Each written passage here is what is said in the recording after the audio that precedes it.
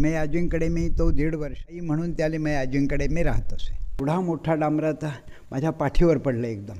व्यसनाधीनता मात्र काही केलं तरी नको. पुन्हा एकदा उतार वयात रामाने आपल्याजवळ बोलावून घेतला आणि मला राम आपली सेवा आज स्वीकारतोय. सन्मार्गाची कासं काही केल्या सोडायची नाही. लोकांचंही आमच्यामुळे काही न मागे तयाची रमा होय दासी हे त्याच मामांचं वाक्य. आम्ही एकमेकाला परस्परं भावयंतः श्रेयः परमवाप्स्यत. नमस्कार. कूजन्तं राम रामेति मधुरं मधुराक्षरम् आरुह्य कविताशाखा वंदे वाल्मीकि कोकिलम् आपदापहर्तारं दातारं सर्वसंपदां लोकाभिरामं श्रीरामं भूयो भूयो नमाम्यहम्. आता आपण आहोत सिंधुदुर्ग जिल्ह्यातल्या काळसे आणि काळसेमध्ये श्रीराम मंदिरात आपण आहोत आणि श्रीराम मंदिरचे जे नित्यपूजेचे पुरोहित श्रीकृष्ण अच्युत वझे वयवर्ष 85 त्यांच्याशी आता आपण गप्पा मारणार आहोत, संवाद साधणार आहोत. आणि या दरम्यान ज्येष्ठतेसोबत प्रगल्भतेसोबतच आणखीन इतर कोणकोणत्या गोष्टी आहेत त्याबद्दल आपण त्यांच्याकडून जाणून घेऊया. गुरुजी, तुमचं अगदी मनपूर्वक स्वागत आहे. नमस्कार. आनंद. गुरुजी, आता आपलं वय वर्ष 85 आणि आपण आता इथे प्रभू श्रीरामांच्या सेवेत म्हणूया या आपल्या काळसे गावातल्या या मंदिरामध्ये आपण नित्य पौरोहित्य करता. मग तत्पूर्वी तुमचं बालपण कुठलं आणि तुमचं जो बालपण शिक्षण याविषयी तुम्ही जरूर प्रेक्षकांना आपल्या सांगा.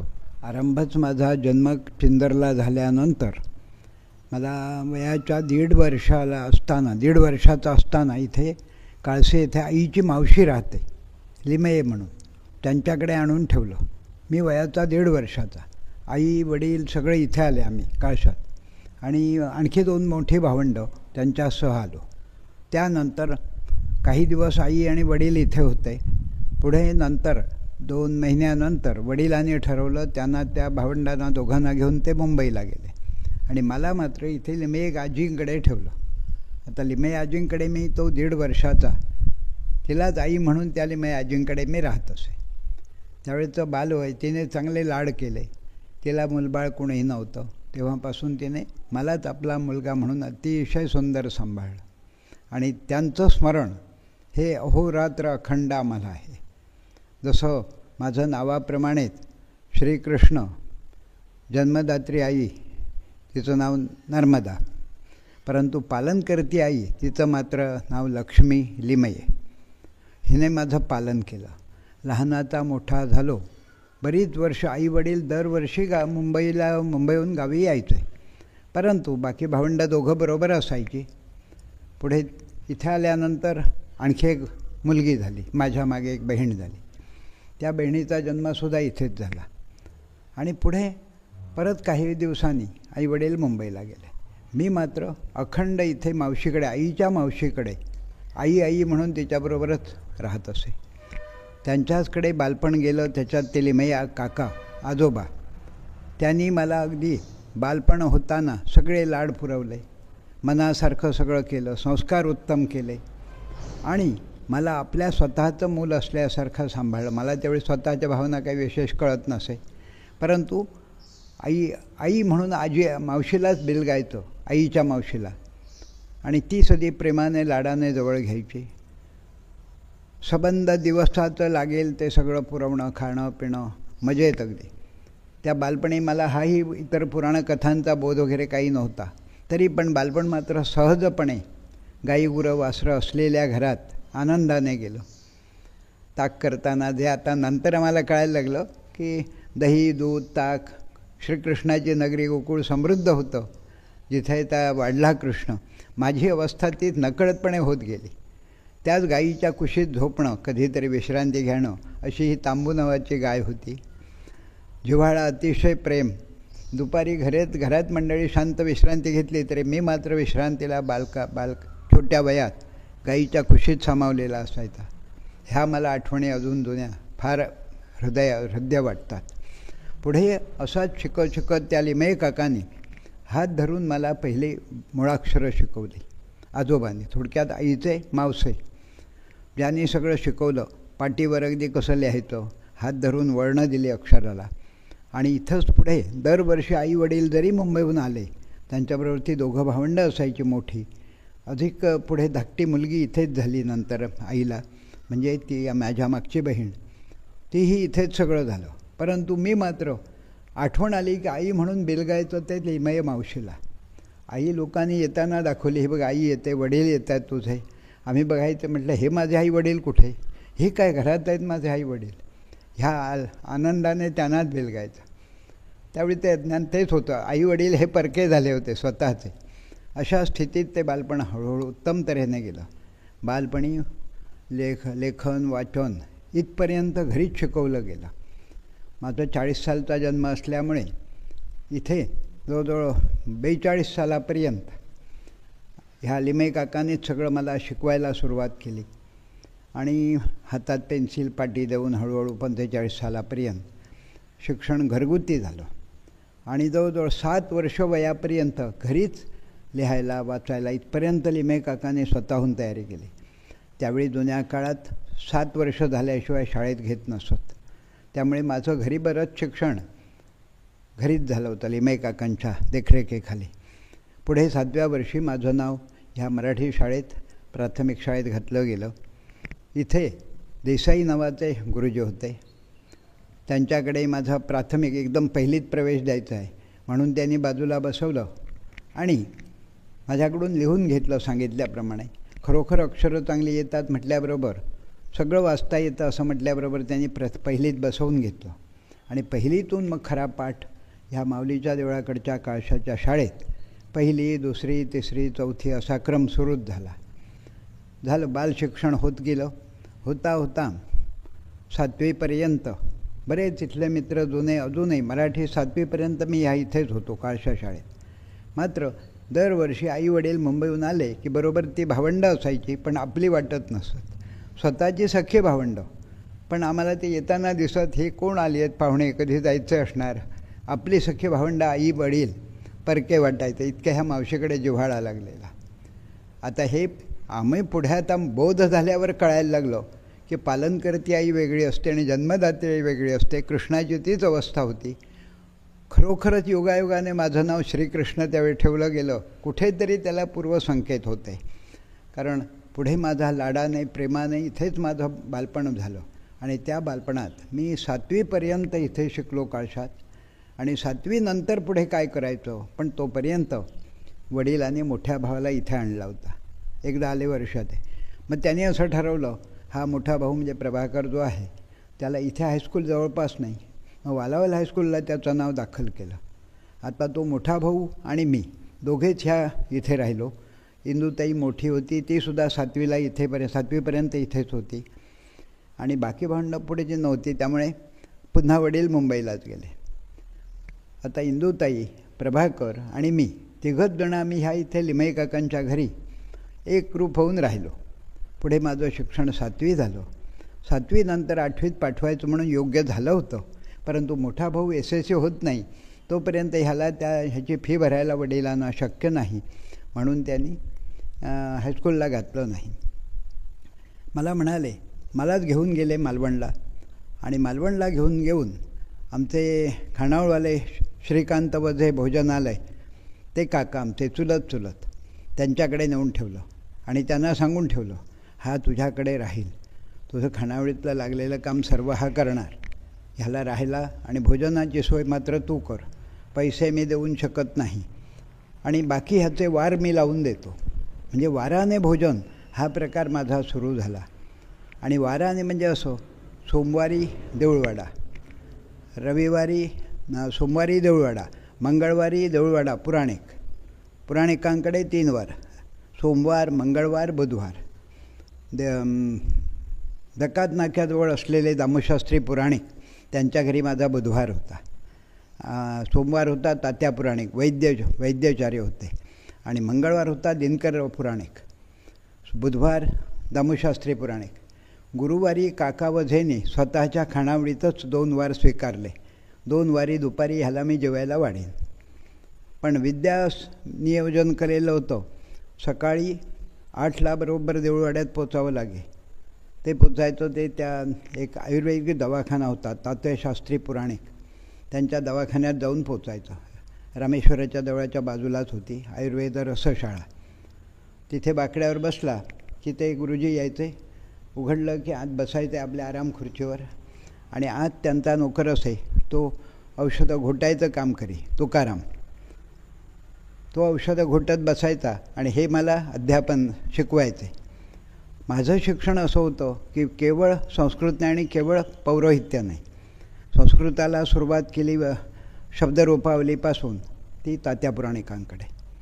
त्यांनी मात्र शब्दरूपावली, धातुरूपावली, समासचक्र, अमरकोशापर्यंत शिक्षण ह्या तात्या पुराणिकांकडे झालं. त्यांची इच्छा होती हा माझा उत्तम उच्चार असलेला विद्यार्थी मला मिळाला आहे आणि निष्पाप अशा प्रकारचं माझं शिक्षण, हेतू काय मनात काही नाही, जिथे जावं ठेवावं तिथे राहावं अशी प्रवृत्ती असल्यामुळे त्यांची इच्छा होती तुला मी इथून पूर्ण शिकून पाठवणार. इथलं शिक्षण झालं की तुला काशीपर्यंत सगळं शिक्षण लागेल ते सुद्धा मी करणार, असा गुरुजींची इच्छा होती. झालं. कसं कसं करता 2 वर्ष निघून गेली. समासचक्रापर्यंत झालं आणि नंतर मोठा भाऊ SSC झाल्यावर त्याला मुंबईला नेलं. वालावल हायस्कूलला जायचे आम्ही, काळशातून वालावल हायस्कूल. मग मला परत इथून काढलं, रवारावर जेवणं बंद, घरी आणलं.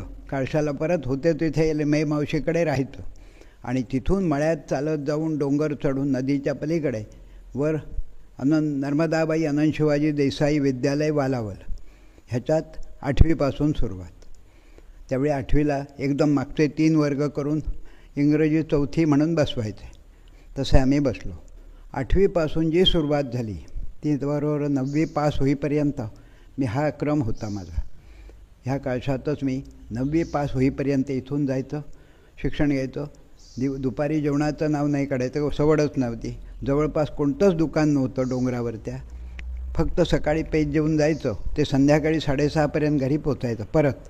तोपर्यंत निराहार, खायला प्यायला काही नाही, इच्छा असली तरी शक्य नाही आणि आठवणही होत नसे. परंतु भूक तहान काय लागली तर जवळपास दुकान नाही, त्यामुळे खाली झरी होती एक, त्या झरीवर जाऊन पाणी प्यायचं मधल्या सुट्टीत. परत शाळेच्या विद्यार्थ्या हजर. असे विद्यालय होता होता 9वी पास होईपर्यंत मी वालावल हायस्कूलला होतो. त्यावेळी मुख्याध्यापक आमचे आठलेकर गुरुजी, राजाराम आठलेकर. आणि मला आमचे वर्गाचे अध्यापक होते ते होते सीताराम श्रीकृष्ण उपाध्ये. अजूनही ते आरती मासिकाचे संपादक आहेत, वालावलला राहतात. त्यांनी मला अगदी संस्कृत आधीच येतं बघून ते आनंदित झाले. म्हणाले तुला संस्कृत आधीच येतं आहे, मला विशेष तुला शिकवावं लागणार नाही, पुस्तक तुझं सहज वाचल्यावर तुला येईल, असं म्हणून माझ्याकडे संस्कृतचा भरपूर साठा होता. मात्र चटकन मला आकलन होत गेलं आणि माझं आकर्षण अधिक म्हणजे ती सुभाषितं जी होती ती एकदा पाहिलं, एकदा वाचलं, अर्थ समजला की पक्कं झालं, अशी स्थिती माझी तेव्हापासून होती. अजूनही त्या काळचा तो सुभाषितांचा संग्रह प्रत्येक प्रसंगानुरूप आठवतो. सगळी सुभाषितं तोंडपाठ आणि आता त्याचा अर्थ आकलन होतो पूर्णपणे. असं होता होता 9वी पास झाल्यावर वडिलांनी नंतर नेलं मला गोरेगाव, मुंबईला. आईवडील मुंबईला गोरेगावला राहायचे. त्या मध्यंतरी गोरेगावला असताना गोरेगाव नाईट हायस्कूलला 10वीचा प्रवेश मला मिळाला. गोरेगाव नाईट हायस्कूल पश्चिमेला. नाईट हायस्कूलची वेळ होती संध्याकाळी 7 ते रात्री 9:30. बाकी दिवसा मी 8 तास जुवेकरांच्या रबर फॅक्टरीत, वायर फॅक्टरीत वगैरे असं काम केलं होतं, नित्य नियमित. परंतु 45 रुपये महिन्याचा पगार इतकं प्रमाण होतं त्यावेळी. त्याच्याशिवाय केवळ त्या पगारावर त्या कंपनीवर काम नव्हतं. मी गोरेगावात पोचल्यापासून मित्रमंडळी जोडायला लागले. त्यापासून न्यूजपेपर लाईन टाकणं, सकाळी रेल्वेला जाऊन स्टेशनवर 6 वाजता हजर राहावं लागे. 250 पेपरचा गठ्ठा आमच्या ताब्यात दिला की आम्ही मग पेपर टाकत संबंध जायचं आरे कॉलनीच्या 8 नंबर युनिटपर्यंत. आणि ते आटपून वेळच्या वेळी 8ला घरी यायचं, आंघोळ करून ताबडतोब 8:30च्या फॅक्टरीला हजर कामावर. 8:30 ते 5 कंपनीची वेळ. तिथेसुद्धा 45 रुपये महिन्याचा पगार होता पहिल्या कंपनीत, जिथे जुवेकरांची फॅक्टरी. करता करता 6 महिने, वर्ष, 1.5 वर्ष, 2 वर्षापर्यंत त्या इतर किरकोळ कामात वेळ गेला. आणि इकडे शिक्षणही चालू होतं. SSC होण्याआधी, म्हणजे 11वी SSC होती, 10वी पास होईपर्यंत जुवेकरांच्याच फॅक्टरीत मी होतो.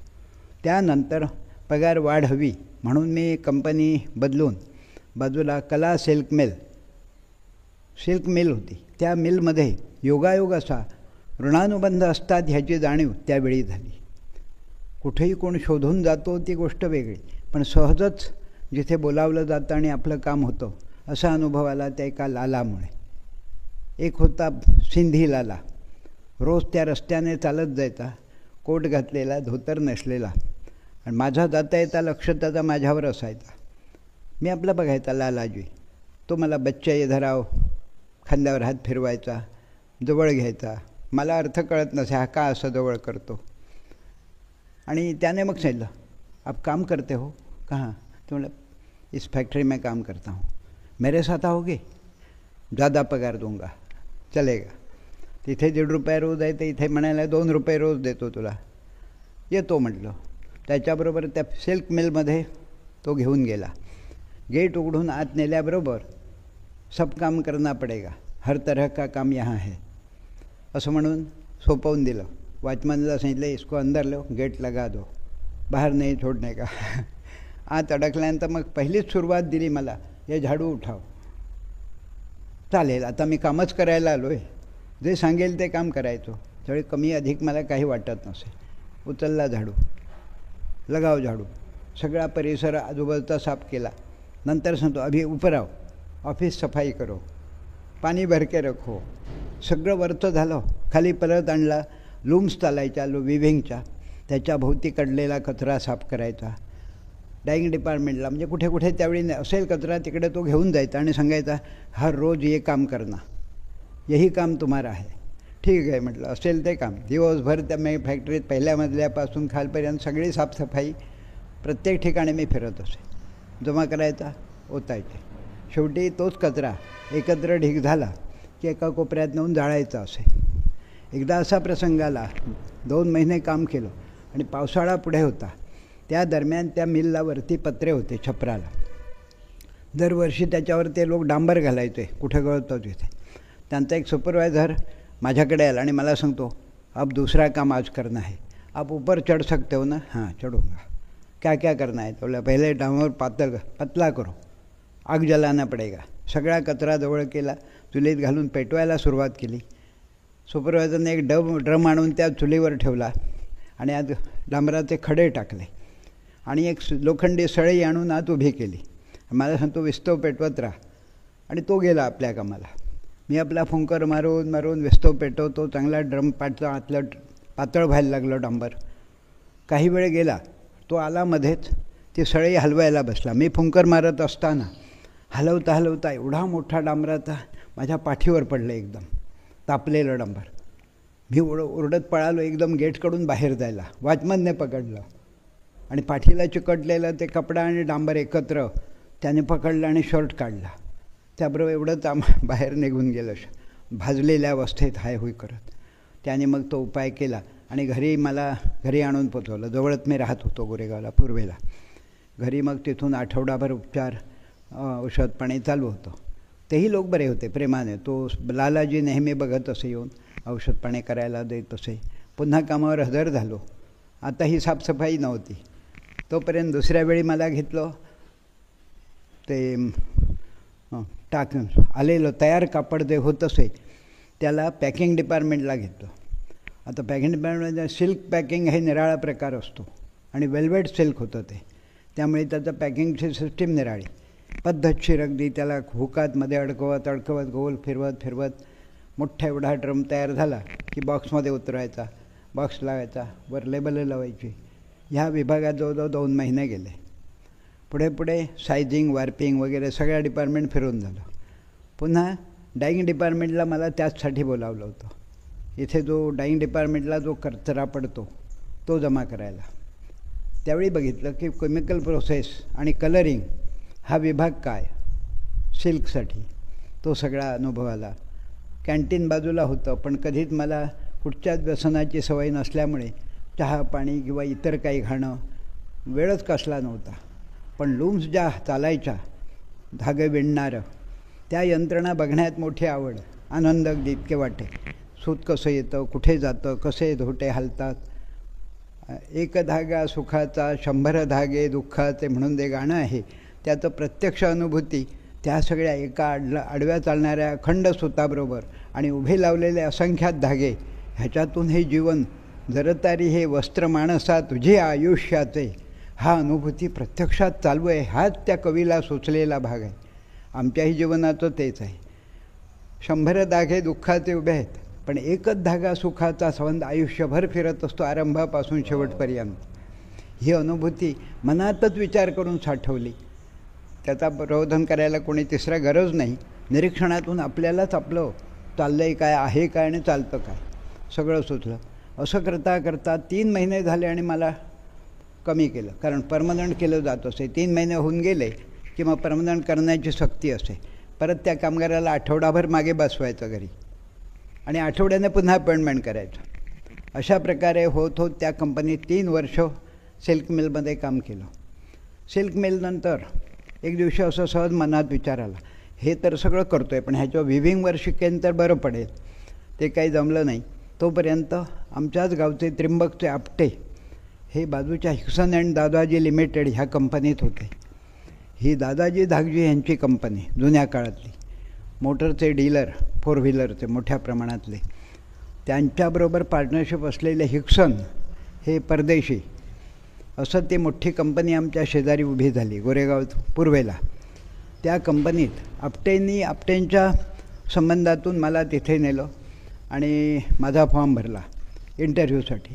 त्यावेळी मी 11वी शिकलेला होतो, पण शिक्षणावर काम मिळेल हे भरोसा नव्हता. प्रत्यक्ष काम करणाऱ्याला काम होतं. तसंच माझं झालं. त्या कंपनीत गेलो. पहिल्यांदा आलेले त्या कंपनीत जाण्यापूर्वीचे अनुभव निराळे होते. कोटकर इंडस्ट्रियल एस्टेट म्हणून पूर्वेला आहे, तिथे एकदा मी ह्या कंपनीत जाण्यापूर्वी एकदा सहज गेलो. त्या कंपनीची निर्मिती सुरू होती फाउंडेशन खड्डे खणण्यापासून. आणखी शोध करून कंपनीत कुठे जागा मिळेना म्हणून त्या म्हातारे आजोबा असले होते, त्यांच्याकडे जाऊन म्हटलं, हो मला कामाला इथे कुठे मिळेल काय कोटकरमध्ये. ते म्हणाले, कोटकर साहेब इथे नाहीत, पुण्यात असतात, येतील त्यावेळी तुझ्यासाठी काम बघू. किती शिकला आहेस तू? म्हटलं 11वी शिकलो आहे. हां, तुझ्या लायक इथे इतर काम नाही आहे, पण पुढे फॅक्टरी चालू होईल त्यावेळी तुला मिळेल काम, तेव्हा तू भेट. बाबासाहेब कोटकर दर बुधवारी येतात, बुधवारचा ये, मग तुझी मुलाखत करून देतो, तुला कुठेही अवश्य घेतील. आता सोमवारी मी गेलेला, मला 2 दिवस थांबण्याची वेळ नव्हती. मी शोधत होतो आत्ता त्वरित काम मिळेल ते हवं आहे. असं करून त्या दिवशी बुधवारी ठरवून मी बाहेर पडलो त्यांच्या ऑफिसमधून. आणि आता गप्प राहणं नव्हे, बुधवारी जाणार आहे म्हणून मी गप्प बसून राहणं ही माझी परिस्थिती नाही. नेहमी मी बाहेर शोधत फिरत असे. फिरता फिरता ह्या हिक्सन अँड दादाजी लिमिटेडचं नंतर मिळालं, पण कोटकरांकडे मला सांगितलं होतं बुधवारी आहे. तो बुधवारी तिथे गेलोच नाही. ह्या संधी ह्या कंपनीत मिळाली. इथे मी सुद्धा जनरल हेल्पर म्हणूनच होतो. हातगाड्या ढकलायच्या, सामान लोड अनलोड करायचं ट्रकमधलं, ह्या सगळ्या कामाला मी सुरुवात केली. आधी इलेक्ट्रिकल किंवा काय असेल असं कुठचाच विभाग माझ्याकडे नव्हता. करता करता 2 महिने काढले. पडेल ते काम, नेतील त्या डिपार्टमेंटला. केमिकल असल्यामुळे नाकाला कपडे बांधणं, हातात हँडग्लोव्ज घालणं, असं सगळं वापरावं लागे. नंतर फिटरबरोबर मेकॅनिक जो असतो त्यांच्या पंप वगैरे डिपार्टमेंटला, त्याच्याबरोबर दिलं. तो वालावलेचा मटकर, त्याच्याबरोबर मेकॅनिकबरोबर दिलं. पण श्रमाला मागे सरण्याचं नाव नाही. जे पडेल ते काम खांद्यावर घेणं, उचलणं, हात बरबटणं, तोंड काही ते होऊ दे. गॅस लागला, वापर आली तरीसुद्धा न घाबरता काम करणं, ही प्रवृत्ती चिकाटीमुळे पित्रे म्हणून तिथे होते कोल्हापूरचे इंजिनियर. त्या इंजिनियरने बघितलं की एक ब्राह्मणाचा मुलगा, त्यांची माझी ओळख आणखी नव्हती, पण त्या कंपनीत गेल्यावर म्हणाले, वझे काय शिकलं आहे म्हणून. माझी मुलाखत त्यांनी आपल्या व्यक्तिगत घेतली होती. म्हटलं लहानपणी मी पौरोहित्य शिकलो आहे, गावातच होतो, त्यामुळे पुरुषसूक्त, श्रीसूक्त, रुद्र इथपर्यंत माझं झालेलं आहे. मग माझ्या घरची पूजा तू करशील काय? तर हो म्हटलं करतो. गोरेगाव पश्चिमेला ते राहायचे इंजिनियर. त्यांच्या घरी सत्यनारायणाची पूजा, प्रसाद करण्यापासून सगळं केलं. त्यांची सायकलसुद्धा दुरुस्ती करणं हे लहानपणी मी काळशात असल्यापासून शिकल्यामुळे त्यांच्याही मुलांच्या 2ही सायकली मीच सर्व्हिसिंग करून दिल्या. ते इतके आनंदित झाले, म्हणाले एकाच्या ठिकाणी अनेक कला निरनिराळ्या आहेत ते बरं आहे, पण तुला इथे आता कंपनी नवीनच आहे, तुला ह्या कंपनीत बरं झालं. त्यानेच मला पुढे मॅनेजरकडे जाऊन आपणहून आधी मुलाखत सांगितली की असा तो शिकलेला मुलगा 11वी शिकलेला आहे, ब्राह्मणाचा, करतो, श्रम हवं ते करेल, पण आता त्याला तांत्रिक विषय काहीतरी समजेल अशा विभागाला ठेवलं पाहिजे. मॅनेजरने ते मानलं. मूर्ती नावाचा मॅनेजर ज्याने माझी इंटरव्ह्यू घेतली त्याने तर मला पाहूनच विचारलं, अरे अब तो अभी बच्चा है, ये है यहाँ डेंजरस काम है, आप यहाँ से देख करके भाग जाओगे, आप टिकोगे नहीं, हम रखेंगे. तो म्हणला रखता हूँ, कुछ भी काम पडेगा हम करूँगा. असं म्हटल्याबरोबर त्याने एका पाठवून दिलं ते एकदम हेल्पर म्हणून शेवटच्या डिपार्टमेंटला. तिथे होतं ऑप्टिकल व्हाईटनिंग एजंट, टिनोपाल नावाची पावडर तयार होत असे. त्या कंपनीत मला पाठवलं. तिथे मर्चंट हे प्लांट मॅनेजर पारशी, त्यांच्याकडे दिलं. त्यांनी आपलं पहिलाच दिवस ह्या ड्रम उघडा, त्यातलं केमिकल क्रेनने उचलायचं, ड्रम आडवा करायचा, रिॲक्टरमध्ये ओतायचा वरच्या मजल्यावर, आणि ताबडतोब थोड्या वेळाने तो ड्रम बाजूला केला की बर्फाची गाडी वर येत असे. त्या बर्फाच्या गाडीतलं बर्फ हळूहळू हळूहळू त्या रिॲक्टरमध्ये सोडत राहायचं. स्टरर चालू असायचा. ओतता ओतता बर्फ ओतून झाला. पुन्हा पावडर केमिकल होती, ते पावडर केमिकल दिलं आणून. 2 दिवस मी ते काम केलं. तिसऱ्या दिवशी माझ्याकडे तो पुरा मटकर म्हणून जो होता त्याने माझ्यावरच सोपवलं. मी जाऊन येतो तोपर्यंत तो ही पावडर हळूहळू घाल रिॲक्टरमध्ये, एकदम पावडर ओतू नको, स्फोट झाला तर सगळे फुटतील एकदम. तेव्हा मला आधी भीती दाखवली आणि मी आपला हळूहळू ड्रम, गॉगल लावलेला, नाकावर मास्क, हँड ग्लोव्ज, सगळ्या अगदी बंदोबस्तात ती पावडर हळूहळू मी सोडत होतो. आधी ड्रमवरचं नाव वाचलं होतं, हे काय आहे केमिकल, पावडर शुभ्र पांढरी, सॅनिरिक क्लोराईड नावाची पावडर. रोज हळूहळू अगदी त्या दिवशी घालत होतो, थोडी थोडी. कमरेत काठा झाला मोडला वाकून घालता घालता. तरी मी हळूहळू घातली. पुन्हा उभा राहायचा. तो पागडे तोपर्यंत गेला होता दूरवर. म्हटलं चालेल, मी घालतो आहे हळूहळू. वेगात घालणं शक्यच नव्हतं, त्यानं सांगून गेला होता भयानक होईल म्हणून. मी थोडी घालता घालता अगदी पावडर शेवटी आत उरली होती ड्रममध्ये थोडीशी. काढायला गेलो होतं का सगळी येईना. ड्रम बाजूला ठेवला, डोळ्यावरचा गॉगल बाजूला केला, पिशवी उचलली, झटकली आणि या ड्रममध्ये ओतायला हळूहळू जाईल म्हटलं. थोडी सोडली. सोडता पिशवीतून थोडीशी पावडर बाहेर पडली जमिनीवर. कारण मोठी सूचना होती, इथे काही फुकट घालायचं नाही, बाहेर पडलेलं दिसता नाही. ओतली. तोपर्यंत डोळे जळजळायला सुरुवात झाली. ओतली एकदा, पटकन ड्रममध्ये टाकली, ड्रम बंद करून बाजूला ढकलून दिला. तोपर्यंत हातही भाजायला लागले, जळजळायला, डोळे जळजळायला लागले. आणि मग ड्रम झाकण बंद केलं रिॲक्टरचं आणि सिंकवर हात धुवायला जाणार एवढ्यात तो ऑपरेटर वर चढला आणि त्याने माझा शर्ट ओढून अलीकडे घेतला. अरे ये क्या कर रहे हो, मर जाओगे, आँख चली जाएगी. घेतलं मागे आणि जळजळ अंगाची व्हायला लागली होती. घेऊन गेला सरळ मुख्य ऑफिसमध्ये, त्या सेंट्रल लॅबोरेटरी. तिथे नेल्याबरोबर तिथे मग तोपर्यंत सगळं आग सगळे डोक्यापासून. त्याबरोबर तिथे असलेले दाते, हे प्लांट मॅनेजर, त्याने ताबडतोब सांगितलं इथे बसा, ह्याला ह्या रूममध्ये घ्या. 2 हेल्पर बोलावले. मला सांगितलं कपडे काढ, फक्त चड्डी राहू दे, बेडवर आडवा हो. झालो आणि अंगाची आग सगळी उष्णता भयानक झाली. तोपर्यंत त्याने लॅक्टोकॅलेमाइन नावाच्या ट्यूब होत्या. 2 हेल्पर अंगाला असंबंध जोडाला जिकडे तिकडे लावत आहेत. थंडगार वाटायला लागलं. 2 पंखे चालू केले. पहिल्या दिवशीची सर्व्हिस आठवली कंपनीत. म्हटलं उद्या काढूनच टाकणार बहुतेक, आज हे अवास्तव केलं काहीतरी. माझंच पंचायत झाली. शेवटी पडून राहिलो. थंडगार वाटतं इथं करून. दुपार लोक जेवून कामगार सगळे गेले आपली आपली कामं. मला झोपही लागली. तोपर्यंत गाढ झोप लागली. सगळे लोक निघून गेले. जागा झालो, पाहतो तर पंखे 2 चालू आहेत. थंडावा आला. बघतो तर मग कपडे घातले आणि पुन्हा दाते सांगतात आता असं कर, आता जेवायला घरी जा. मी जवळच राहत असे कंपनीपासून. घरी जेवायला गेलो. घरी आईला सांगितलं आज उशीर झाला जेवायला यायला, आज असं घटना घडली. बहुतेक उद्यापासून ठेवतील की नाही माहिती नाही, पण आहे. आलो, जेवलो आणि परत जाऊन पोचलो. वॉचमनपासून सगळे मला विचारतात क्या आगाऊ कर रहा है, जो बोला उतना ही काम करने का. जो तो शिकवायला लागला मला. आता हा म्हणजे हा जो प्रसंग आहे आता तुम्ही सांगितलं, म्हणजे आता खरं हे ऐकत राहावं ऐकावं तेवढं कमी आहे.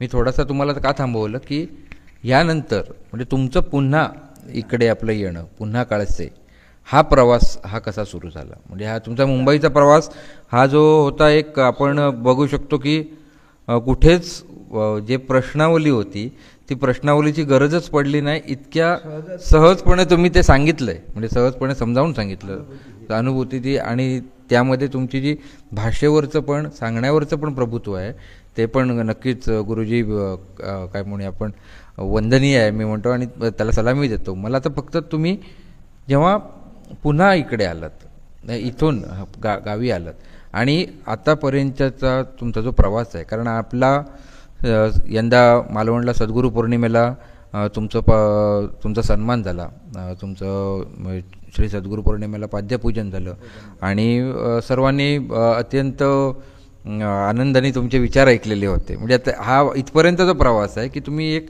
लहान मुलगा किंवा तरुण मुलगा, नंतर जी धावपळ जी सगळी होतं, जो चटक्याचे प्रसंग आहेत, म्हणजे तुमच्या बालपणात आणि युवा बाल्यावस्थेत मी म्हणतो की प्रचंड चटके सोसूनही तुम्ही फक्त सुखाचे धागे शोधत होतात, सुखाच्या धाग्यावर ते आलात की जो धागा तुमचा आजही आहे. मग आता गेल्या जो इथून काळशात आल्यानंतर हा सुखाचा धागा हा कसा काय त्याची मला सांगा. पुन्हा काळशात येईपर्यंत बराच कालावधी निघून गेला. मी बरीच सर्व्हिस सगळ्या तऱ्हेच्या नोकऱ्या तिकडे मुंबईत निर्णय केला. BSTत होतो, मॅसेंजर म्हणून होतो, इलेक्ट्रिक बिलं द्यायला. त्यानंतर माझी दुसरी नोकरी इंजिनिअरिंग वर्कशॉपला दहिसरला, ते सुद्धा ह्या पित्रेनेच नेलं. पित्रेने स्वतःचं वर्कशॉप काढलं, तिथे मला इलेक्ट्रिशियन म्हणून नेलं. कारण तोपर्यंत ह्या कंपनीत हिक्सन दादाजी लिमिटेडमध्ये मी डिपार्टमेंट बदलत इलेक्ट्रिकल डिपार्टमेंटला पित्रेमुळेच आलो आणि तिथे स्थिरावलो. 1.5 वर्षानंतर मला PWD लायसन्स होल्डर परीक्षा मी दिली इलेक्ट्रिकलची, आणि इलेक्ट्रिकल होऊन झाल्यानंतर मला पित्रेने आपल्या फॅक्टरीत नेला दहिसरला, त्यांच्या फॅक्टरीचा मेंटेनन्सला. पित्रेने मेंटेनन्स करत असताना पित्रे हे स्वतः एका मोठ्या कंपनीचेच भागीदार होते. ती म्हणजे डिस्मेट कंपनी इंडिया लिमिटेड, ताडदेवला त्यांचं मुख्य ऑफिस. त्या कंपनीतर्फे मला परत त्यांनी आपण बोलावून घेतलं आणि म्हणाले, दर्शर वर्कशॉपला चल, ते मेंटेनन्स पुरं झालं की तुला गुजरातला जायचं आहे. प्रथम मला गुजरातला नेलं. तिथे 3 महिने एका फॅक्टरीचं मोठ्या प्रमाणात ऑइल मिल मोठी तिचं काम दिलं मला. म्हणजे जसं माझ्यावर सोपवलं, इलेक्ट्रिफिकेशन तो करायचं, ड्रॉईंग आहे कंपनीचं, डिझाईनप्रमाणे केबल टाकायचं आणि पॅनल बसवायचे. पहिलंच काम, माझ्याकडे पॅनलचं काम कधीच नव्हतं, पण तिथे असलेले इंजिनियर चोरडिया ह्यांनी मार्गदर्शन करून कंट्रोल पॅनल सिस्टीम काय असते अशी त्यांच्याबरोबर मी काम करत करत त्या फॅक्टरीचं 6 महिने काम केलं. बारेजाला, अहमदाबादपासून थोड्या अंतरावर. पण गुजरात इंडस्ट्रियल इस्टेटमध्ये जवळपास वस्ती नाही, पेट्रोलियम हेक्झिन प्लांट असल्यामुळे जवळपास वस्ती नसते, आणि त्या ठिकाणी माझं तंबूत राहणं म्हणजे त्या पत्र्याच्या शेडमध्ये राहणं, सगळं काम करणं, स्वतःचं जेवणाची पंचायत. इतर लोक होते त्यांचा मेस चाले, नॉनव्हेज असल्यामुळे मला, व्हेजच असल्यामुळे मला 2 महिने आठवडाभर आधी भोजनच नव्हतं. 1 आठवडा भोजनाशिवाय कशावर जगायचं तर ते हातगाडी येत असे, त्याच्यावर केळी मिळायची, दिवसासाठी 1 डझन केळी घेऊन ठेवायची, आणि बिस्किटं मिळेल ती घ्यायची. तिथे आटवलेला चहा चांगला मिळायचा, दिवसातून 5-6 वेळा प्यायचा, थंड काही असलं तर ते प्यायचं. एवढ्यावरच आठवडा गेला माझा. पण कधीच काही कमी वाटली नाही. भोजन हवं, माझा अनुभव आहे, भोजनावरच माणूस जगतो आणि तो नियमित मिळायला पाहिजे, काहीच गरज नाही. माझा तरी प्रकृती अशी होती, असेल त्याच्यावर चांगलं काम करणं. बरं, त्या फॅक्टरीत इतकी क्षमता माझीच मी परीक्षेला लावली, आपोआप लागली. रात्री 1-1 वाजेपर्यंत मी सकाळी 8ला कामावर चढून रात्री 1 वाजेपर्यंत काम करण्याची तयारी त्याही वेळी होती. खड्ड्यातील केबल जोडण्याचं काम, लाईट लावून बसायचा एक हेल्पर असायचा. तो हेल्पर मला दिलेला होता तो मोहम्मद, चांगला अगदी. साहब मुझे माफ़ कीजिए, मेरे का कुछ गलती होगी, मैं बुद्धू हूँ, मुझे को कुछ समझता नहीं है, असा सांगणारा तो हेल्पर. मैं आप बोले पकड़ूंगा बस उतना ही, मेरे को आपको और कुछ आता नहीं, मेरे को सिखाऊंगा. करता करता रात्री उशिरापर्यंत काम करण्याची सवय दोघांची. आणि तो मला काय म्हणायचा, आप कितनी भी देर काम ले लीजिए, मैं काम करूँगा, लेकिन आपका मनोरंजन मैं करूँगा. तो बोला अच्छा आप काम कीजिए, आप थकेंगे नहीं, हम मनोरंजन आप क्या करेंगे. म्हटलं काय मनोरंजन करणार. तो म्हणायचा पुराने पिक्चरों के गीत मैं आपको सुनाऊंगा. वाह म्हटलं. माझं काम चालू असताना तो जुन्या चित्रपटांची गीतं म्हणत म्हणत मनोरंजन, जुन्या गोष्टी आठवायच्या. कारण जुने चित्रपट इतके मनोरंजक होते की त्यांची गाण्यावरून जीवनप्रसंग भरून यायचे. सगळं ते ऐकत ऐकत मी काम करत असे. पुढे त्या कंपनीत बरीच कामं केली. त्या कंपनीने ते काम 6 महिने पूर्ण झाल्यावर तिथे दवे म्हणून मुख्य प्रोजेक्ट त्या गुजरात ॲग्रो इंडस्ट्रीचे होते. त्यांनी ते पाहिलं.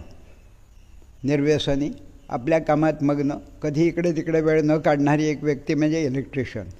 आणि मी तो राहणारा, त्याच्यावर माझ्यावर तो होता होता 6 महिने पुरे झाले. सगळ्या तऱ्हेचं नवीनच काम. मला त्यातली पूर्ण माहिती नाही तरी पण केबल घालणं, जोडणं, पॅनल जोडून कंट्रोल सिस्टीम हाताळणं ड्रॉईंगनुसार, हे पहिलंच काम माझं, ड्रॉईंगप्रमाणे काम करण्यात. सगळं सिस्टीम झाली. नंतर फॅक्टरी चालू होणार 6 महिन्यांनी. त्यावेळी सगळे लोक हजर झाले. दवेजी म्हणून जे होते ते सुद्धा त्या फॅक्टरीचं उद्घाटन आहे. आदल्या दिवशी उद्या उद्घाटनाला पूजेला ब्राह्मण पाहिजे म्हणून तिथल्या आमच्या इंजिनियरना सांगत होते, सुधाकरन इंजिनियर, हमें पंडित ढूंढना पडेगा, पंडित कहीं से बुलाना पडेगा. तो सुधाकरन इंजीनियर सांगतो पंडित यही है, जो बिजली का काम कर रहा है वही पंडित है खुद, आपको ढूंढने की ज़रूरत नहीं, आप तैयारी ले आओ. दुसऱ्या दिवशी सकाळी 7 वाजता कंपनीत आले सगळे. 8 वाजता फॅक्टरी चालू करण्यासाठी सगळं मशीन कंट्रोल सिस्टीम जोडून तयार. आणि मी सुद्धा माझं वेश करून पहाटे आंघोळ करत असे. तिथे कुठेही गेलो तरी पहाटे आंघोळ कधी चुकली नाही. तिथे धोतर नेसून, एरवी कामगार मी, त्या दिवशी माझ्याबरोबर धोतर होतं. धोतर घेतलं, शर्ट घातला, कुंकुम तिलक सगळं माझ्याबरोबर असायचं. पंडित सकाळी हजर त्यांच्याबरोबर. अरे पंडित आ गए, कहाँ से आए ये? हाँ यहीं से काम करने वाले कामगारी हैं. अच्छा. त्याच्यावर फॅक्टरी चालू, कंट्रोल पॅनलच्या ठिकाणी बटन दाबण्याची तयारी सगळी ठेवून दिली. आणि मी म्हटलं पूजा पूर्ण झाली कन्व्हेअरपासून सगळ्यांची, आता बटन दाबायचं आहे. तर दवेजी आले आणि बटन दाबायला लागले. मी म्हटलं आता चालणार, पण कुठे चाललं नाही. एक प्रकारे मला अपयश वाटलं. अरे शेवटपर्यंत फॉल्ट कुठचा राहिला की काय. व्यार्थी सगळं कंट्रोल मी तपासून ठेवलं आहे, चालत का नाही. तर 3 मजली इमारत ती हेक्झिन प्रोसेसची. माझ्या लक्षात आलं एक सेफ्टी स्विच मी विसरलो आहे. सेफ्टी स्विच असेल त्याच्या प्रत्येक मजल्यावर. मीच तो बंद करून ठेवून आलो होतो. थांबा म्हटलं, रुके आता हूँ. गेलो दुसऱ्या मजल्यावर जाऊन स्विच ऑन केला आणि खाली आलो. चलो अब चलाइए. दाबल्यावर फॅक्टरीचा कन्व्हेअर आणि बेल्ट सुरू झाले. तिथपासून टाळ्यांचा गजर, गडगडाट, सगळा आनंद झाला. पहिलीच फॅक्टरी मीच वायरिंग केलं आणि मीच त्याचं उद्घाटनाला पंडित म्हणून मदत केली. हा एक योगायोग होता. सगळ्या तऱ्हेची फॅक्टरी 3 महिने पुढे प्रोसेसिंग चालू होतं. जवळजवळ मी ऑपरेटिंग पहिलं सुरुवात काय असते हे सगळं मी त्या एकाच प्लांटवर शिकलो. ऑपरेटर काय करतो आणि SSCपर्यंत शिकल्यामुळे temperature system, feeding, outlet, inlet सगळं मला तिथे एकूण समजलं. कन्व्हेअर, निर्नाळी नावं त्या यंत्रांची, एक्स्ट्रॅक्टर वगैरे. आणि असं करून 3 महिन्यात उत्तम बरंच पुढचं काम शिकलो. म्हणजे पुढे 3 महिने, पहिले 3 महिने कामात गेले, 6 महिने त्या बारेजा प्लांटवर गेले. तिथून मला ताबडतोब तिथले इंजिनियर घेऊन गेले दुसऱ्या गुजरातमधल्या दुसऱ्या प्लांटवर. तिथेसुद्धा अशीच सुरुवात. आरब सगळं मैदान, मग केबल टाकणं इथपासून सुरुवात. असं करत करत गुजरात 3 ठिकाणी झालं. जामनगर, नंतर हे बारेजा, आणि दुसरं होतं आणखी एक गोंडल. हे गोंडल तर अप्रतिम शहर, जुन्या काळातल्या राजाचं शहर ते. त्या गोंडलची आठवणी अजूनही कायम आहेत. त्यावेळी चित्रपटाचा मला ध्यास नव्हता. इथे होता गोरेगावात असेपर्यंत, पुढे नाही, पुढे कामगार म्हणून वावरतो. गोंडल हे शहर अतिशय रचना इतकी सुंदर, काटकोनात असलेले रस्ते, तटबंदी सबंध वस्तीला, बाहेर ते कोण आतली माणसं बाहेर दिसत नव्हती, आणि रस्ते सरळ नाकासमोर चालणारे, स्टेशनपर्यंत सगळे रस्ते स्टेशनला जात. गोंडल स्टेशन आनंद वाटे. माझ्याबरोबर माझ्या खोलीत पार्टनर मिळाला युसुफ नावाचा एक मेकॅनिक, आणि ते दोघं मिळून एका खोलीत राहायचे. माझी वागणं राहणं बघून तो म्हणे आपके साथ मेरी अच्छी जम गई है, हम और हम कैसे भी हों, आपका संगत मुझे अच्छा लगा. हर रोज पिक्चर देखेंगे अभी. आणि झालं. तिथपासून रोज चित्रपट बघायला आम्ही चित्रपटगृहात जायचे, युसूफ आणि मी. रात्री झोपायचे स्वतंत्र, जेवायला बस स्टँडवर. अशी स्थिती होती तिथे. करता करता एके दिवशी मोठा गमतीदार प्रसंग आला. युसूफला काही औषधं खरेदी करायची होती. तो मला बरोबर घेऊन गेला मेडिकल स्टोअरमध्ये. उभे राहिलो. त्याने काही ती आपली औषधी घेतली. मी बोर्ड वाचता वाचता च्यवनप्राश उत्तम दिसते, थंडीचे दिवस आहेत, च्यवनप्राश घ्यावं म्हणून मी एक बाटली घेतली. शिवाय आणखी एक लिक्विड होतं, सुधा नावाचं काहीतरी लिक्विड, म्हणजे जसं द्राक्षाचं असतं अशासारखं. म्हटलं थंडीत बरं ते आपलं शरीर गरम राहील म्हणून. त्याने दिलं, बाटली दिली, मी वाचली. आणि नाही, त्यावेळी सुद्धा ते नव्हे, त्यावेळी मिळालं, पहिलंच मिळालं तर गमतीदार प्रसंग होता. फॉस्फोमिन कंपाऊंड नाव वाचलं आणि म्हटलं त्याला दे मला ते, हे कंपाऊंड काहीतरी चांगलं आहे, हितकारक. घेतलं मी, बाटली घेतली, ठेवली, पैसे त्याचे दिले. दोघेही आपल्या रूमवर आलो. तो त्याचं औषध रेग्युलर बरोबर घेत असे. मी घ्यायच्या पूर्वीच त्याने तो माझा बॉक्स उचलून वाचला युसूफने. अरे फॉर वुमेन्स ओनली असं लिहिलं आहे वर. असं म्हटल्यावर तो म्हणतो, अरे ये स्त्रियों के लिए है, तुमने लाया है, क्या करोगे. तोपर्यंत मी प्यायला सुरुवात केली होती आधीपासून. म्हटलं काय हे स्त्रियांच्यासाठी आहे, ते मी कसं घेऊ आता. पण काही नाही, घेऊन बघू, उद्या मेडिकल स्टोअरला विचारू. उद्या दुसऱ्या विचारला तो दोनों का ही एक ही होता है, ज़्यादा कुछ नहीं, उसमें आयरन अधिक होता है, बाकी ये रेग्युलर ही आहे. मग संपवली बाटली. म्हटलं असं काही वेळा माहिती नसली की काय होतं. असं करता करता तेच नव्हे, गुजरातमधली बरीच प्रोजेक्ट नंतर करत मी गेलो. मध्य प्रदेश झाला, बिहार, ओरिसा, सौराष्ट्र, पश्चिम बंगाल, नंतर कोइंबतूर, ओरिसा, सगळं करत करत जवळजवळ 12 वर्ष सतत बाहेरच फिरत होतो. या काळात लग्न, विवाह इत्यादी गोष्टी सगळ्या दूरच राहिल्या. तुमचा विवाह कुठल्या वर्षी झाला, कधी झाला, आणि मग तो त्यानंतरचं तुमचं जीवन कसं होतं? माझा वयाच्या 40व्या वर्षी झाला. आणि त्या दरम्यानसुद्धा विवाह ॲक्सिडेंटलीच झाला, कारण तोपर्यंत आम्ही विवाहाचा विषय सोडूनच दिला होता. आता विवाह कशाला पाहिजे, भटकायचंच आहे सगळ्या भागात. आणि आता कोण देतो, 40 वय होत आलं, कोण करणार लग्न. अशा म्हणून फिरत फिरत एके दिवशी मी मूळ घरी गोरेगावला आलो होतो, आमच्या खोलीवरून येत जात असताना जुनी आजी पराडकर नावाचे ते सन्मित्र विद्यामंदिरचे मुख्याध्यापक, त्यांच्या घरी मी जाऊन पूजा करत असे, त्यांचं इतर इलेक्ट्रिकल कामही करत असे. त्यांच्या आजीने, म्हणजे त्यांच्या बायकोने मला सांगितलं, हे बघ तू आता नुसता भटकतोयस, फिरतोयस, एकटा पोटाचे हाल करतोस. मी सांगतो त्या जागी जा, तुझं लग्न व्हायला पाहिजे. मी सांगतो तिकडे एकदा जाऊन ये. म्हटलं नको, राहू दे, मी आता भटकणारच आहे, मला लग्नाची आता काय गरज नाही, असं करून मी सांगत होतो. तरी सांगते, माझा एक आई म्हणून तुला सांगते, तुझी आई नाही आहे, मी सांगते ते एकदा तरी जाऊन ये आणि बघ, आणि मग मला सांग नाही म्हणून, मग मी तुला पुन्हा सांगणार नाही. चालेल म्हटलं. त्याच्या मुलाबरोबर गेलो ठाण्यात ज्या ठिकाणी होतं तिथे पाहिल्याबरोबर म्हणायचं काय, मला आधी सवय होती कोणाला नाव ठेवू नये, सगळे चांगलं आहे असं म्हणत गेलो त्यांच्या घरी. आदर सत्कार झाला, खाणंपिणं झालं आणि निघायचं. बघितलं, पाहणं, मुलाखत झाली. खाली उतरलो. जिन्यातून उतरताना तो मित्र विचारतो, कसं आहे. तर म्हटलं काय नाही, चांगली आहे. कशी आहे, मला पसंत आहे वगैरे मी नाही सांगितलं, पण चांगली आहे, नाव कशाला ठेवायचं. उतरलो खाली. ताई घरी जाऊन त्याने आईला सांगितलं त्याला पसंत आहे, चला पुढे बोलूया. आईने निरोप पाठवला आणि मंडळी माझ्या साखरपुड्यापर्यंत आली. अरे बापरे म्हटलं, पुढे अडकलं की काम लांब. पुढे साखरपुडा कांदिवलीला झाला, लग्न झालं सातारला. आणि आलो तेव्हा पण भावंड विरारला राहायला गेली होती, तेही आले लग्नाला. लग्न झालं सातारलाच. शेवटी परत आलो. कंपनी माझी सुरू झाली. मी परत हिक्सन अँड दादाजीला होतो. अधिक त्याच दरम्यान तिलाही म्हटलं तू दिवसभर बसून राहणार, जवळच कामाला जा, इंडस्ट्रियल इस्टेटमध्ये कुंकवाच्या कारखान्यात ती जात असे. असं म्हणून वर्षभर गेलं. तोपर्यंत एक मुलगी झाली, सुश्रिता नाव तिचं. आज ती बार्शीला आहे. आणि त्यानंतर माझं फॅक्टरीचा कंपनी चालू राहिली. पुढे मी फिरत कुठे फिरत तिला सातारला ठेवलं आणि मी मात्र परत फिरतीला सुरू केलं. ती माझी फिरती भारतभर झाली, दक्षिणेला कोइंबतूरपर्यंत. अशी 10 वर्ष सतत माझी बाहेर फिरती झाली. ह्याच्यातून निर्णय अनुभव घेतले. आणि ह्या तिघी मुली मागोमाग एकामागोमाग. तसंच मध्य प्रदेशात कैलसा, मुरादाबाद, तिथे मला 6 महिन्याचं काम होतं. त्यावेळी ह्या कुटुंबाला सगळ्याला नेलं होतं तिकडे. तिथेसुद्धा एक वेगळा अनुभव. हिला हिंदी काही येत नाही, ही 9वीपर्यंत शिकलेली, परंतु तिथे असलेल्या शर्माजींच्या बायकोंबरोबर तासनतास गप्पा कशी मारायची मला आश्चर्य वाटायचं. हिला हिंदी काही येत नाही, ही मराठीत बोलते आणि ती हिंदीत बोलते. मी एक दिवशी बघितलं, आश्चर्य वाटलं, दोघींचं एकमेकांना कळतं हे.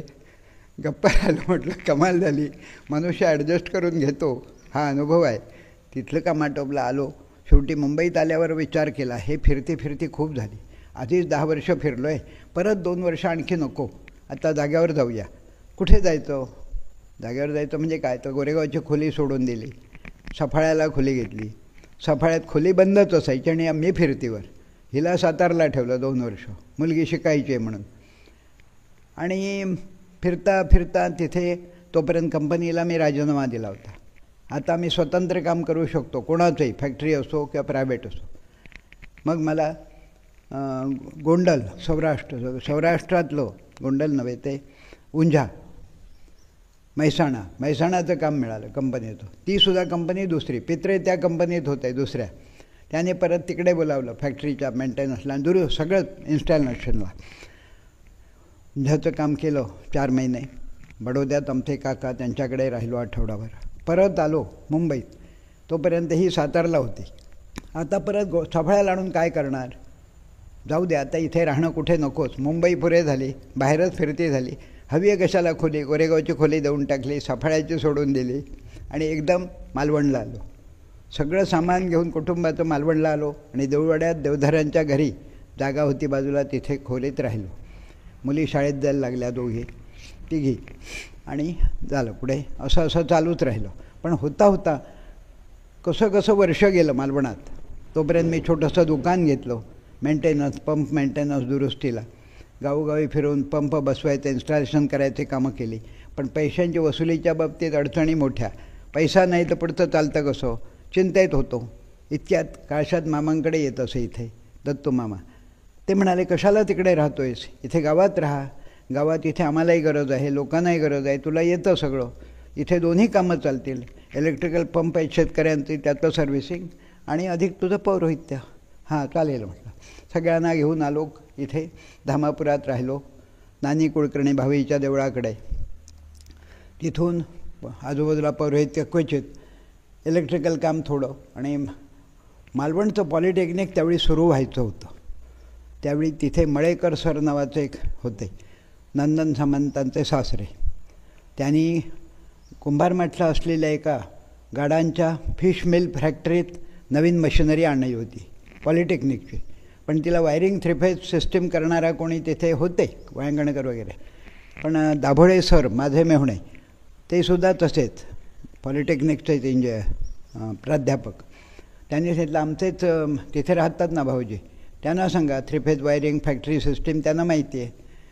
मळेकरनी मला बोलावलं, मला काम दिलं.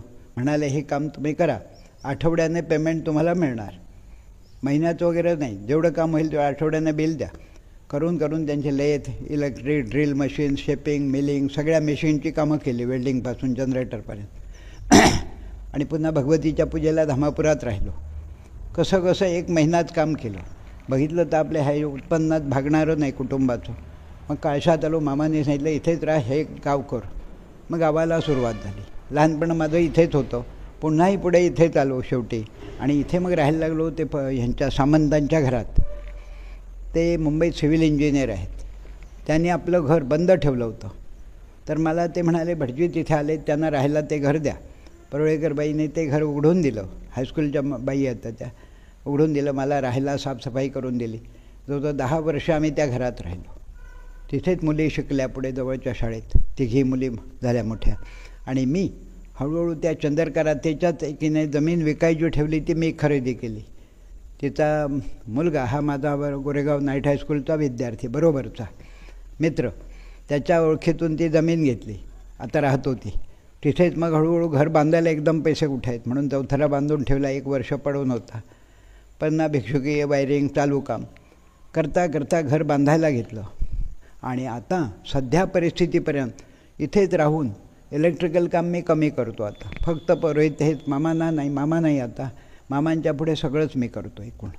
ह्या गावात दुसरा एक मामांचा मुलगा आहे, पण तो पुढे अधिक शिकलेला नाही. त्यामुळे मोठं काम काय असलं की मीच सगळं हाताळतो. मग दिवस कार्यापर्यंत सगळीच कामं मी करतो. त्यामुळे माझं इथे आपलं राहून छान आहे. लोकांना गरज आहे, मला गरज आहे, दोघे एकमेकाला पूरक आहोत. वयाच्या 85व्या वर्षी लोकांना गरज आहे आणि मलाही गरज आहे, हा अहमभाव बाजून ठेवू. म्हणजे अहमभाव बाजूला ठेवल्याशिवाय की अहमभाव नाहीच किंवा कुठला न्यूनगंडही नाही किंवा अहमगंडही नाही असं एक व्यक्तिमत्व तुमचं आज आपल्याला म्हणजे खरंच आज ऐकत राहावं, नुसतं ऐकत राहावं असंच होतं. या दरम्यान तुम्ही जे अनुभव सांगितलेत गुरुजी, हे गुरुजी याच्यातले खूप म्हणजे 100 धागे दुःखांचे तुम्ही नाही जाणवू दिलेत आणि तुमच्या बोलण्याचा जो धागा होता तो सुखाचाच होता, शिकवणारा होता, खूप खूप काही शिकवणारा होता. आणि प्रभू श्रीरामांची तुमच्यावरची जी कृपा म्हणजे श्रीकृष्ण रूपामध्ये तुमचा तुम्ही जो प्रवास सुरू सांगितलात की तो जो सांकेतिक जो काही नाव ठेवलं गेलेलं त्याचे ते संकेत मिळालेले होते पुढच्या सगळ्या कष्टांचे सुद्धा मिळालेले होते, पण त्याचसोबत त्यातल्या देवत्वाचे पण तुम्हाला प्रचिती येत गेलेली होती त्याचाच हा पूर्णपणे आपण काय म्हणूया एक प्रचिती एक वेगळीच ऐकताना सुद्धा आली. मी आता शेवटचा प्रश्न विचारतो की ह्या दरम्यान गुरुजी खूप निराशेचे प्रसंग आले असतील, प्रचंड निराशेचे प्रसंग आले असतील. आजही प्रत्येक पिढीला किंवा कुठल्या ना कुठल्या सगळ्यांना चांगलंच करायचं असतं, कोणाला काही वाईट करायचं आहे म्हणून किंवा काहीतरी असं काहीतरी संहाराकडे जायचं नसतं, तरीही संहार होत असतो. मग तो आपल्याला आजचाच मग त्यासाठी काय करता येईल, तुमचा संदेश काय असेल की तो सेतू जे आपले सेतू जो आहे तो रामापासून रामापर्यंत जो सेतू आहे आपल्या मनाचा जीवाचा, आणि याबद्दल तुम्ही सर्वांना काय संदेश द्याल? आता ह्या जीवन जगत असतानाचे तरुणपणा असल्यामुळे विवाहाच्या आधी ते काही उत्कट प्रसंग होते. जसं म्हणतात तारुण्य असलं की ज्याला त्याला प्रेमभावना जागृत होतात, तशा मी त्याच्यातूनही चुकलो नव्हतो. आणि दुःखाचे प्रसंग हे प्रेमभावनेतून निराळ्या प्रकारचे उत्कट आणि इतके येतात की निराशाकडे माणूस वळतो आणि कधीकधी स्वतःचा नाश करायची तयारी ठेवतो.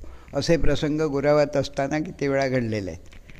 परंतु ते सगळ्या प्रसंगांना ओलांडून पलीकडे जाण्या इतकी स्थिती, त्यात कोणती शक्ती होती, कोणी वाचवलं, कोणी राखलं ह्याच्यातून. भावंडा मी 11 सख्य असलो तरी मी 3ऱ्या नंबरचा होतो आणि मी 3 नंबरचा मी एकटा होऊन एकाकी असं जीवन गोरेगावात जगत होतो. असं असूनसुद्धा कोणाला आपल्यामुळे त्रास होता नाही, माझं मीच बघायचो. मी कोणाला अडचण होत नाही ना, हा रात्रंदिवस प्रसंग नेहमी आठवण असायची. कधीकधी असं वाटायचं हे काही सगळे ह्याला अर्थ नाही, लोक कार्ते करू दे, व्यसनाधीनता मात्र काही केलं तरी नको. आणि आपोआपच योगायोगाने देवाने जिथे जिथे तारलं, जे खायचं नाही, जे प्यायचं नाही तिकडे कधीच जायला पडलं नाही, आपोआपच सरळ शुद्ध राहिलो. तिथे उत्तर प्रदेशात तिथल्या त्या भैयानं एक रामकथा, त्या तुलसीदासांची कथा सांगताना मी एक दोहा सांगितला होता. जो रहीम उत्तम प्रकृती का करी सकत कुसंग, चंदन बिष व्यापत नाही लिपटे रहत भुजंग. आपोआपच नैसर्गिक माझी जडणघडण अशी झाली, व्यसनाकडे किंवा कुठच्या वाईट गोष्टीकडे विचाराकडे वळायचंच नाही. आजूबाजूला सगळा वाईट भयंकर प्रसंग असू दे, आपण आपलं चंदनासारखं मूळ धारणा धरून शुद्ध राहायचो. तो प्रसंग ईश्वराने मला वाचवलं जिथे तिथे, आणि शेवटपर्यंत अजूनपर्यंत आहे त्या निर्भेळ स्थिती मी मानतो माझी निर्भेळ स्थिती. पण ही निर्भेळ असेलच असं नाही, विकार सगळ्यांनाच आहेत.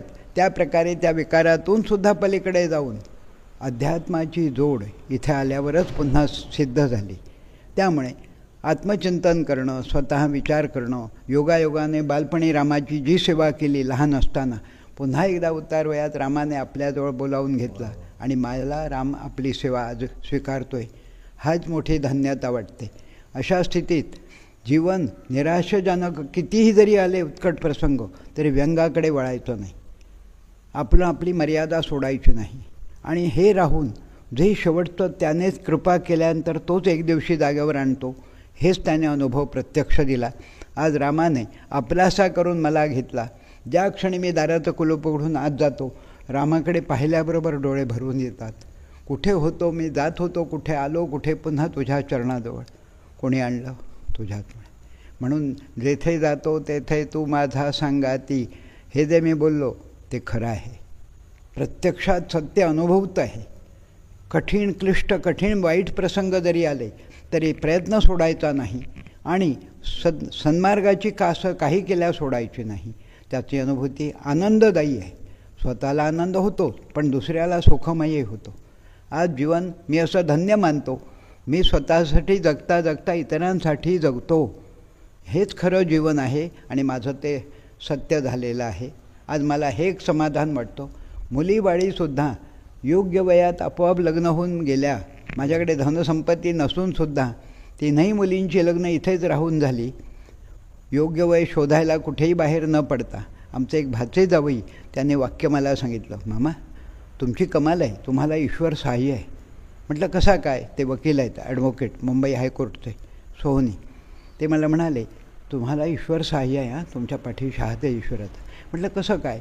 मी ईश्वर वेगळा पूजत नाही, वेगळं काही मी धारणा रोज अति भयंकर प्रार्थना काही करत नाही, सहज भाव आहे. नाही नाही आहेच तुमच्या पाठीशी. कसा? ते म्हणाले हो, आम्हाला आमची एक मुलगी आहे, पुढे तिची चिंता पडली आम्हाला. हिच्यासाठी वर संशोधन करताना लोक म्हणे जोडे झिजवावे लागतात मुलीचं लग्न करताना, आणि खर्चाचा मोठा प्रसंग. तुमच्याकडे काही नसून अकिंचन नसून तुमच्या 3 मुलींची लग्न सहजच होतात, आश्चर्याची गोष्ट आहे. म्हटलं आमची अटच नव्हती आणि मुलींची अट नाही, सगळं देवाने ठरवलेलं, देवानेच करून दिलं सगळं. असं म्हणून आम्ही सहज भावानेच जगतो. आम्ही जसे तशाच आमच्या तिघीही मुली. ज्या घरी दिल्या तिथे जे असेल त्या स्थितीला धरून चालणाऱ्या निघाल्या.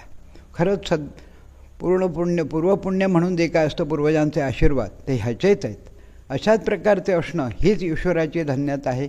आम्हालासुद्धा जीवन धन्य वाटतं. पुन्हा एकदा ईश्वराच्याच चरणी ही सर्व सेवा आहे. आणि करताना मामाने जे तत्त्व ह्या गावात ठेवलं, पौरोहित्य म्हणजे काय, चांगली संधी आहे लोकांकडून काढून घ्यायला, नको.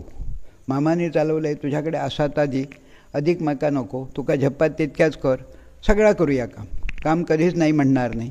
हातात ठेवलं काय ते बघतही नसत, आपल्या कनवठेला लावीत चालेल. त्याच रीतीने अजूनही माझं चाललं आहे. आणि आत्मिक समाधान तेच आहे. काही न मागे तयाची रमा होय दासी, हे त्याच मामांचं वाक्य आहे. त्या वाक्यावर बसून मी त्यांच्याच खळ्यात एक कविता लिहिली होती.